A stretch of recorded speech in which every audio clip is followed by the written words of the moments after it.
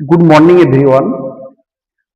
Welcome to our YouTube channel, Edu Ganga. আপনাদের আপনাদের বলছি না, তোমাদের নিয়েই বলছি। তোমাদের এই আমাদের যে এডু গঙ্গা চ্যানেলটি আছে, এখানে সবাইকে স্বাগত। আমাদের এই ক্লাসগুলো বিশেষত বিএড স্টুডেন্টদের জন্য করা হয়েছে। তো এই বিএড স্টুডেন্টদের জন্য ওদের যে সুবিধার্থে অনেকেই পড়ার টাইম পায় না, তো এই প্র্যাকটিক্যালের চক্কর, তো এই ভিডিওগুলো যদি একবার যদি দেখে নেওয়া হয় তাহলে কিন্তু পরীক্ষায় ইজিলি পাস করা যাবে। আর যদি মনে হয় যে আমার এই ভিডিওটা ইনফরমেটিভ, তাহলে কিন্তু লাইক, শেয়ার এন্ড সাবস্ক্রাইব। ঠিক আছে, ওকে। তাহলে আজকে আমাদের ক্লাসটা শুরু করছি। এখন আমাদের এই যে ক্লাসটা আমরা প্রথম ইউনিটটা পড়েছিলাম, এটা সেকেন্ড ইউনিট 1.1.1 তার এই সেকেন্ড ইউনিট। এটা কি না, স্টেজ অফ ডেভেলপমেন্টের যে স্তরগুলো বা ভাগগুলো, সেইটা নিয়ে আজকে আমরা বিশেষভাবে আলোচনা করব। ওকে, দেখো তো প্রথমে কি আছে 2.1 এ, জীবন বিকাশের স্তর সমূহ। কয়টি স্তর জীবন বিকাশের? আমাদের জন্ম থেকে মৃত্যু অবধি বা জন্মের পর থেকে যখন কতগুলো স্তরে ভাগ করা হয়েছে, সেই স্তরগুলো কি? একটা হচ্ছে শৈশবকাল, বাল্যকাল, কৈশোরকাল, প্রাপ্তকাল। বেসিক্যালি অনেকে আরো অনেক রকম ভাবে বলেছেন, কিন্তু বেসিক্যালি আমরা এই চারটে ভাগে ভাগ করি, একটা শৈশব, বাল্য, কৈশোর ও প্রাপ্ত। ঠিক আছে, এরপর দেখো এখানে কি বলছে, শৈশবকাল। এই শৈশবকালটাকে ইংলিশে কি বলা হয়? ইনফ্যান্সি। তো এই ইনফ্যান্সি কালে বা শৈশবকালে বয়সটা কত? বয়সটা 0 থেকে 2 বছর। 0 থেকে 2 বছর। দেখো 0 থেকে 2 বছর মানে একদম জন্মের থেকে 2 বছর বয়স অবধি। তো এখানে আমরা কয়েকটা স্তরে আগে ভাগ করে নিতে পারি, যে কোন কোন দিকগুলো আমরা ভাগটা বর্ণনা করব। তার প্রথম আছে দৈহিক বিকাশ। দেখতে পাচ্ছ সবাই? দৈহিক বিকাশ। তারপরে আছে ভাষাগত বিকাশ। তারপরে আছে মানসিক বিকাশ। তারপরে আছে সামাজিক বিকাশ। আর এটা প্রাক্ষবিক বিকাশ। তো আমরা এই যে 1, 2, 3, 4, 5টা ভাগে ভাগ করলাম, এই 5টা ভাগের উপর বর্ণনা করতে হবে। ঠিক আছে, তো আমরা আজকে বেসিক্যালি এই শৈশবটা নিয়ে আলোচনা করব। নেক্সট যে ক্লাস আসবে সেগুলোতে বাল্য, কৈশোর, প্রাপ্ত এগুলো নিয়ে আলোচনা করতে থাকবো।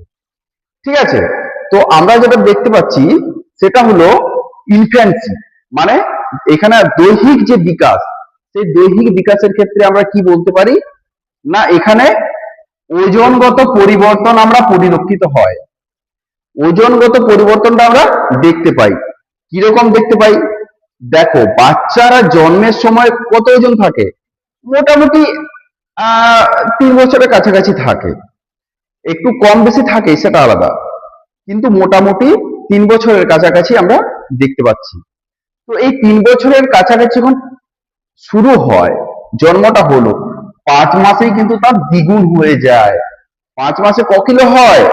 6 কিলো, 6 কেজির কাছাকাছি হয়ে যায়। ঠিক আছে, 5 মাসের মধ্যে। আবার তারপরে দেখো 1 ইয়ার, 1 বছরের মধ্যে কত হয়? 3 গুণ। 3 গুণ মানে কত? 3 তিরিখে 9 কেজি। বোঝা গেল জিনিসটা? তারপর দেখো এরপর 2 বছরের ভেতরে কত হয়? 4 গুণ হয়ে যাচ্ছে। 4 গুণ মানে 4 3 12 কেজি। তাহলে একটা বাচ্চার ওজনটা কিভাবে বৃদ্ধি পাচ্ছে সেটা তোমরা দেখতে পাচ্ছ। তাহলে ওজনগত পরিবর্তন কি হচ্ছে না, 5 মাসে বাচ্চাটার বয়স হচ্ছে দ্বিগুণ, 1 বছরে হচ্ছে 3 গুণ, আর 2 বছরে হচ্ছে 4 গুণ। মানে জন্মানোর সময় যদি আমরা 3 বছর বয়স ধরি, 3 কিলো ওজন ধরি, তো 5 মাসের মধ্যে সেটা 6 কেজি, 1 বছরের মধ্যে 9 কেজি এবং 2 বছরের মধ্যে 12 কেজি হয়ে যাচ্ছে। মানে অতি দ্রুত বাড়তে থাকে ওজনটা। ওকে, তারপর দেখো এটা গেল আমাদের ওজনগত। এরপর দেখো উচ্চতাগত পরিবর্তন মানে হাইট। একটা বাচ্চা যখন জন্মায় সেই জন্মানোর প্রথম ইয়েতেই কি হচ্ছে, 1 বছরের ভেতরে তার 50% হাইটটা বেড়ে যাচ্ছে। কত পার্সেন্ট? 50%। এবং 2 বছরের ভেতরে 75% বেড়ে যাচ্ছে। কত বেড়ে যাচ্ছে? 75%। বুঝা গেল জিনিসটা কতটা বৃদ্ধিটা হচ্ছে, দেখতে পাচ্ছ? প্রথমে আমরা দেখলাম ওজনগত, তারপর দেখলাম আমরা উচ্চতাগত পরিবর্তন। এরপর যেটা দেখবো সেটা মাংসপেশির বৃদ্ধি, মানে শারীরিক যে আকারটা, সেই আকারটার বৃদ্ধি। আকারটার বৃদ্ধির ক্ষেত্রে আমরা দুটো জিনিস দেখতে পাই, ঠিক আছে? একটা হলো সেফালোপোডাল আর একটা প্রক্সিমোডিস্টাল। এই সেফালোপোডাল আর প্রক্সিমোডিস্টাল এটা কিন্তু তোমাদের সিটেট পরীক্ষাতে কিন্তু খুব আসে, মানে কোনটা সেফালোপোডাল আর কোনটা প্রক্সিমোডিস্টাল। তো এই যে সেফালোপোডাল এবং প্রক্সিমোডিস্টাল কোনটাকে কি বলবো? দেখো, প্রক্সিমোডিস্টালটা যেটা মনে রাখার সুবিধাটা দেখো, প্রক্সিমোডিস্টাল পি দিয়ে কি হয়? প্রক্সিমোডিস্টাল আর পি দিয়ে হয় আমাদের পেট। পেটটা কোথায় আছে? মাঝামাঝি জায়গায় আছে শরীরে। তো এইটা যদি আমরা ধরি প্রক্সিমোডিস্টাল, মানে এখান থেকে এইদিকে, মানে মাঝখান থেকে 4 সাইডে যাচ্ছে, এইটা হচ্ছে প্রক্সিমোডিস্টাল। আর সেফালোপোডালটা কি জিনিস? না, সেফালোপোডালটা উপর থেকে নিচের দিকে বা নিচের থেকে উপরের দিকে, কোনো একটা, ঠিক আছে? তো সেফালোপোডাল আর প্রক্সিমোডিস্টালটা বোঝা গেল। প্রক্সিমোডিস্টালটা শুধু মাথায় রাখবে যে মাঝখান থেকে 4 সাইডে, ঠিক আছে? সেন্টার টু সাইড, এইটা মাথার মধ্যে রাখবে। তারপর দেখো, এইটা চলে গেল আমাদের দৈহিক বিকাশ। দৈহিক বিকাশ তাহলে বুঝতে কোনো অসুবিধা নেই। একটা দেখলাম ওজনগত, উচ্চতাগত এবং মাংসপেশি বৃদ্ধি। মাংসপেশির মধ্যে আছে সেফালোপোডাল আর একটা প্রক্সিমোডিস্টাল। এরপর দেখো ভাষাগত বিকাশ। ভাষাগত বিকাশ যেটা, এইটা কিন্তু তোমরা বাড়িতে যদি কোনো বাচ্চা থাকে সেই যদি বাস্তব উদাহরণ দিয়ে মাথার মধ্যে রাখার চেষ্টা করবে, তাহলে কিন্তু খুব সহজেই এটাকে অ্যানালাইসিস করতে পারবে। দেখো, প্রথমে কি বলছে ভাষাগত বিকাশে? 2 মাসের কাছাকাছি। 2 মাসের কাছাকাছি বয়সে বাচ্চা প্রথমে যখন জন্মায় তখন করতে থাকে। প্রথম প্রথমে একদমই সাউন্ড করে না, শুধু কান্নাকাটি করতে থাকে। তো সেখানে কি হচ্ছে, স্বরবর্ণের মতো, মানে একদম অ্যাকচুয়ালি স্বরবর্ণ নয়, স্বরবর্ণের মতো তারা উচ্চারণ করে। সেটাকে কি বলা হচ্ছে? কোয়িং। এই যে স্বরবর্ণের মতো উচ্চারণ করছে, এটাকে আমরা কি বলছি? কোয়িং। তো কোয়িং তাহলে আমরা কোন স্টেজে দেখতে পাচ্ছি? একদম শৈশবে। শৈশবে দেখতে পাচ্ছি, তার আমরা শৈশব নিয়ে পড়ছি এখন। আমরা এখন কি নিয়ে পড়ছি? শৈশব নিয়ে পড়ছি। তো শৈশবে কি দেখতে পাচ্ছি? কোয়িং। এইটাও কিন্তু সিটেতে আসে, মাথায় রাখবে। স্বরবর্ণের মতন উচ্চারণ ওরা করতে থাকে। এরপর দেখো, 4 মাসের কাছাকাছি যখন বয়স হচ্ছে, যখন একটা বাচ্চার বয়স 4 মাসের কাছাকাছি হয়, তখন কি বলে? তখন সে স্বরবর্ণ এবং ব্যঞ্জন বর্ণকে একটা মিক্সড করে ফেলে। দেখে বলে দ্যা দ্যা, ন্যা ন্যা, ক্যা ক্যা। এই যে শব্দটা, এই শব্দটা কিন্তু আমরা এই কি বলছি এটাকে? বাবলিং। ঠিক আছে? এইটা দিয়ে ভালো মনে থাকবে, এই যে ব্যা ব্যা, বি দিয়ে ব্যা আর বি দিয়ে বাবলিং, এই যে দুটো জিনিস, এই ব্যা আর বাবলিং, এই দুটো দিয়ে কিন্তু তোমরা লিঙ্ক করতে পারবে জিনিসটা। ঠিক আছে? এইটা কিন্তু খুব ভাইটাল জিনিস, মানে এইভাবে আমাদের মনে রাখার টিপস, মানে কিভাবে আমরা মনে রাখতে পারি। অনেক জিনিস তো থাকে, কোনটা কিভাবে মনে রাখবো, তো এইগুলো কিন্তু ট্রিক্স। এই ট্রিক্সটাকে যদি তুমি অ্যাপ্লাই করো তাহলে তোমার খুব সহজে মনে থাকবে। তাহলে কি বললাম? স্বর এবং ব্যঞ্জন মিশে ব্যা ব্যা বাবলিং, ব্যা ব্যা বাবলিং। আর স্বরবর্ণ যেটা কোয়িং, কোকিলের ডাক কু, এরকম করে না, এরকম কোয়িং। ঠিক আছে? সেটা সে একদম স্বরবর্ণ দিয়ে।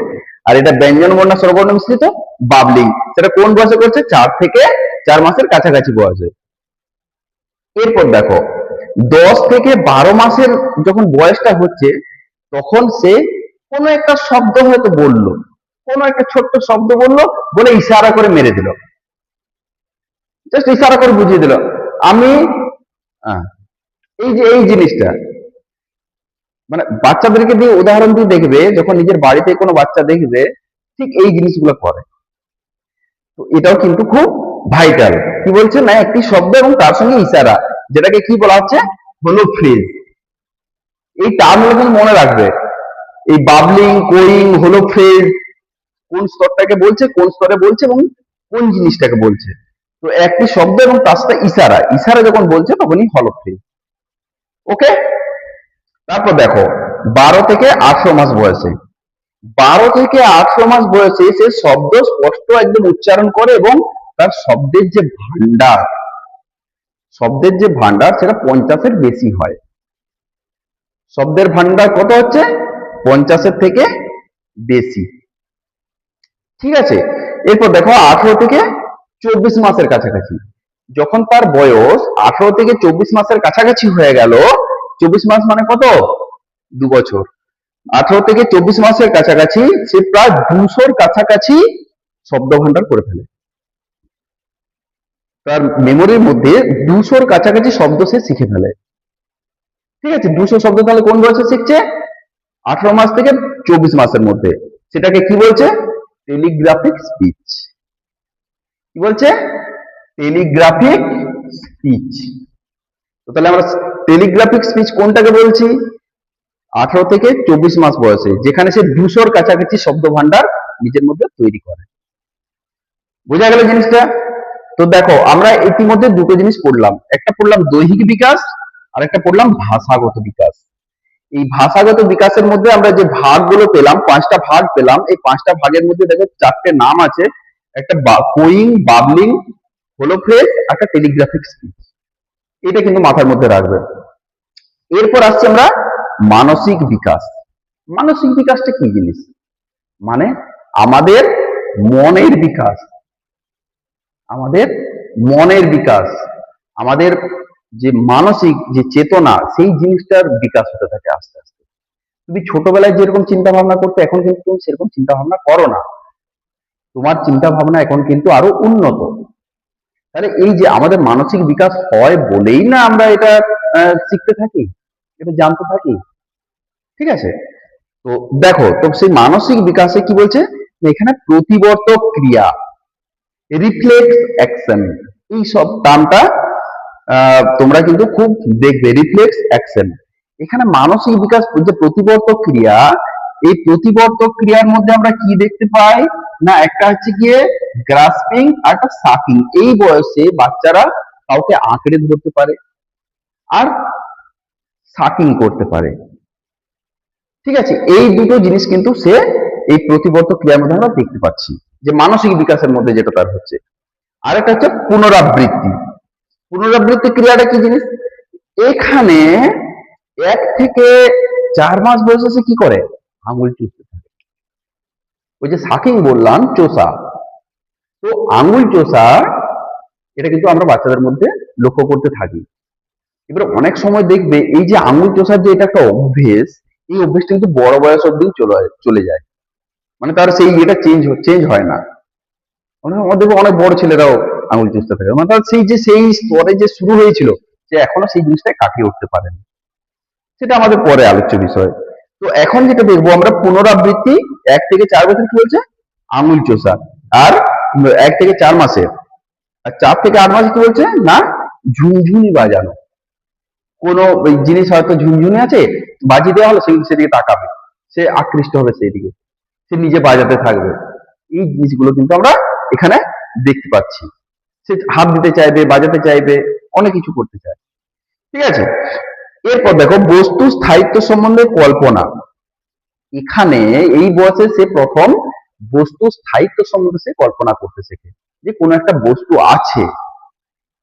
এই জিনিসটা প্রথমে তার থাকে না, প্রথমে যখন যে জন্মায় তখন সে কোনো বিষয় সম্বন্ধে তার কোনো জ্ঞান থাকে না। তো আস্তে আস্তে ধীরে ধীরে এই বস্তু স্থায়িত্ব সম্বন্ধে তার কল্পনা হয়, এবং কল্পনার ছলে খেলা। দেখবে একটা একদম বাচ্চা, একদম শিশু, সে নিজের মনে হাসতে থাকে, নিজের মনে খেলতে থাকে, মানে সে কল্পনা করছে কোনো জিনিস, কল্পনা করে সে হাসতে থাকছে এবং সে খেলতে থাকছে। ঠিক আছে? তো এইটা গেল আমাদের বস্তু স্থায়িত্ব সম্বন্ধে কল্পনা এবং কল্পনার ছলে খেলা। তো এটা হচ্ছে আমাদের মানসিক বিকাশ। এরপর আছে সামাজিক বিকাশ।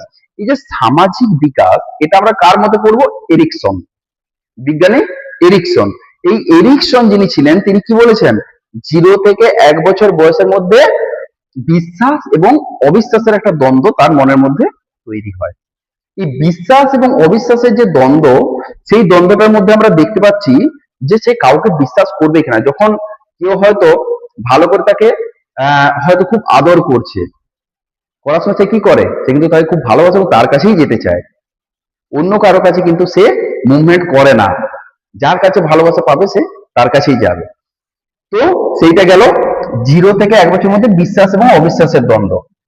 এবং তার পরবর্তী অংশে আমরা দেখতে পাচ্ছি 1 থেকে 2 বছর বয়সের মধ্যে স্বাধীনতা ও লজ্জার দ্বন্দ্ব। এই বয়সে যখন 1 থেকে 2 বছর বয়স হচ্ছে, তখন কিন্তু তার মধ্যে একটা স্বাধীন চিন্তা ভাবনার উদয় হচ্ছে এবং সেইটার মধ্যে সে একটা দ্বান্দ্বিক একটা পরিস্থিতির মধ্যে পড়ে যাচ্ছে। ঠিক আছে? তো কি হলো? এবং তার মধ্যে তখন সে একটা লজ্জার ভাব তার মধ্যে আসতে শুরু করে। একদম প্রকাশিত কিন্তু হয়ে যায় না। ঠিক আছে? দেখো, এরপর আসছে প্রাক্ষবিক মানে ইমোশন। প্রাক্ষবিক বিকাশের মধ্যে জন্মের পরেই একটা বাচ্চার মধ্যে যে প্রাক্ষবিক জিনিসটা থাকে, সেটা কি কি থাকে? রাগ, ভয় এবং ভালোবাসা। রাগ, ভয় এবং ভালোবাসা জন্মের পরে দেখবে বাচ্চা খুব রেগে গেলে কান্নাকাটি করতে থাকে, ইয়ে করতে থাকে, আবার কোনো একটা জিনিস থেকে ভয় পেয়ে যায়, আবার ভালোবাসা পেলে হাসতে থাকে। এই 3টে জিনিস কিন্তু বাচ্চার জন্মের পরে থাকে এবং এই স্তরের শেষে, মানে এই যে শৈশব স্তরের মানে 2 বছরের কাছাকাছি জায়গাতে এসে তার মধ্যে কি আছে? হিংসা, ঘৃণা, আনন্দ। এই 3টে জিনিস তার মধ্যে আস্তে আস্তে আস্তে আস্তে প্রকাশিত হতে থাকে। হিংসাটা কি জিনিস? কাউকে দেবো না, নিয়ে নিল নিজে। তুমি কিছু চাইছো, দেবে না। হিংসা, ঘৃণা, যাবে না তোমার কাছে, রেগে যাবে। আনন্দ, এবং আনন্দ পেলে সে উৎফুল্লিত হতে থাকে। ঠিক আছে? এইটা হলো প্রাক্ষবিক বা ইমোশনাল বিকাশ। তো এই যে বিকাশগুলো, এই বিকাশগুলো কিন্তু প্রতিটাই খুব ভাইটাল জিনিস এবং তোমরা যদি ক্লাসটা মন দিয়ে করো, মন দিয়ে শুনে থাকো, তাহলে কিন্তু তোমরা পরীক্ষাতে ইজিলি লিখতে পারবে। সেক্ষেত্রে তোমাদের কোনো সমস্যা হবে না। তো এই ছিল আমাদের আজ পর্যন্ত ক্লাস। এর পরবর্তী ক্লাস আমরা নেক্সট যেটা আসবো সেটা বাল্য ইয়েতে আসবো এবং এখানে আমার যে ক্লাসটা সেটা আমরা শেষ করছি। ওকে, থ্যাংক ইউ, ধন্যবাদ তোমাদের সবাইকে এই মন দিয়ে ক্লাসটা করার জন্য। আবার বলছি, যদি আমার এই ভিডিওটা তোমাদের ইনফরমেটিভ লাগে, যদি মনে হয় যে না এই ভিডিওটা খুব উপকারী, তাহলে চ্যানেলটাকে সাবস্ক্রাইব করো এবং লাইক শেয়ার। ঠিক আছে? ওকে, ধন্যবাদ। ধন্যবাদ এভরিওয়ান। সুস্থ থাকো, ভালো থাকো।